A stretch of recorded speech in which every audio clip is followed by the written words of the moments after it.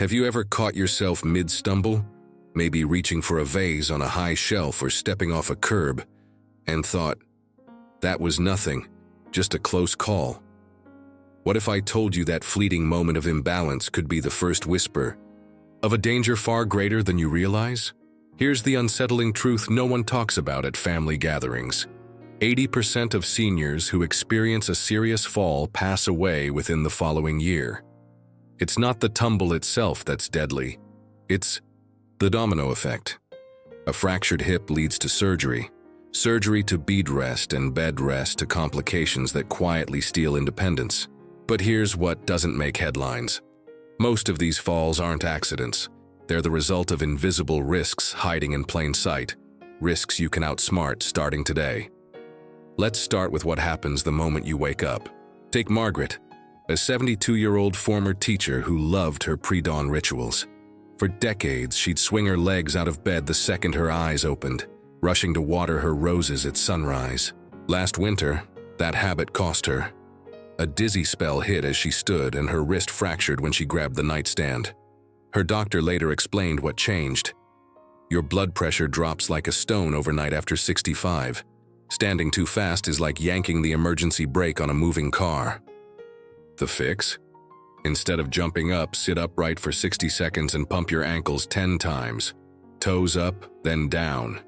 It takes less time than waiting for the microwave, and Margaret hasn't had a morning stumble since. But dehydration isn't just a morning risk. It's a slow leak most of us ignore. Meet Harold, a 68-year-old golf enthusiast who prided himself on skipping bathroom breaks. During a summer heat wave, he avoided water to stay on the course longer. By afternoon, a leg cramp buckled his knee mid-swing.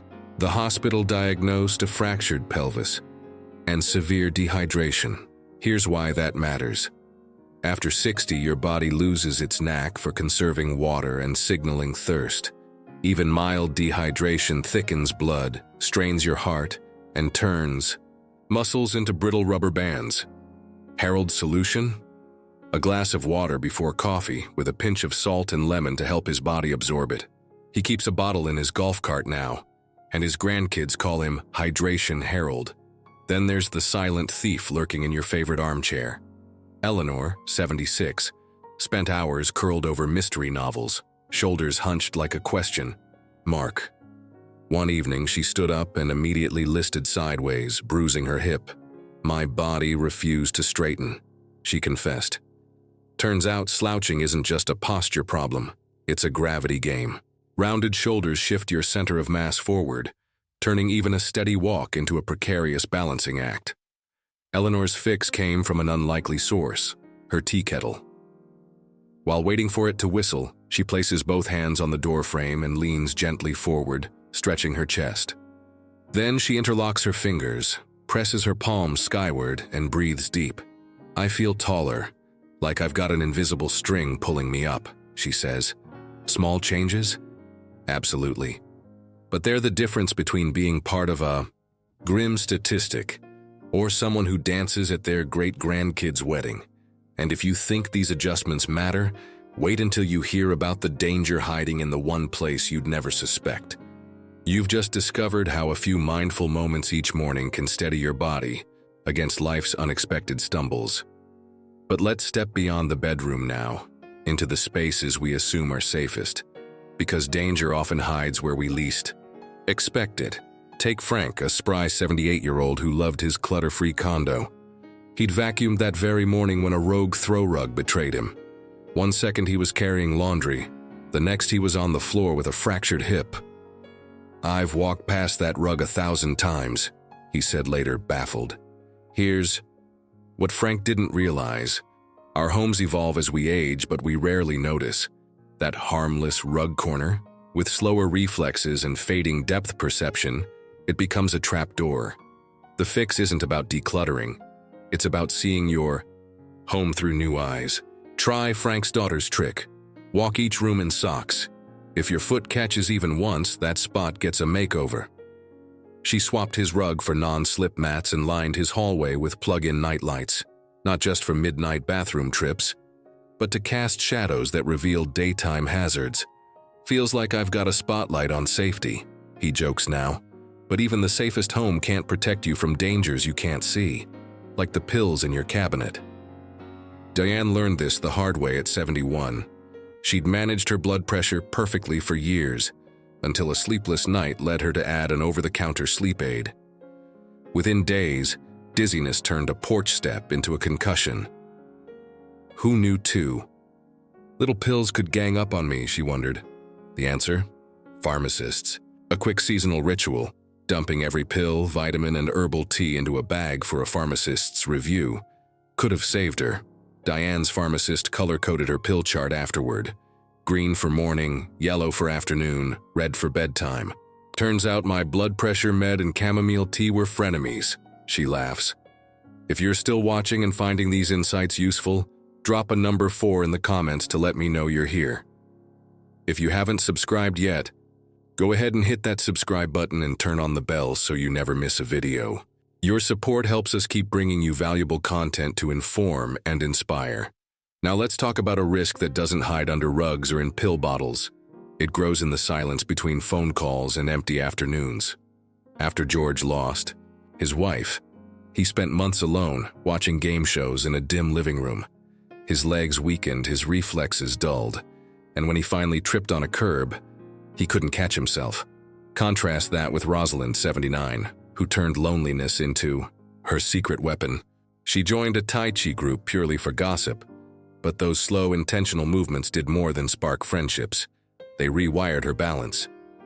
When she stumbled on a sidewalk crack last year, her body snapped into a fighter pilot's stance, steadying her before she even registered the trip.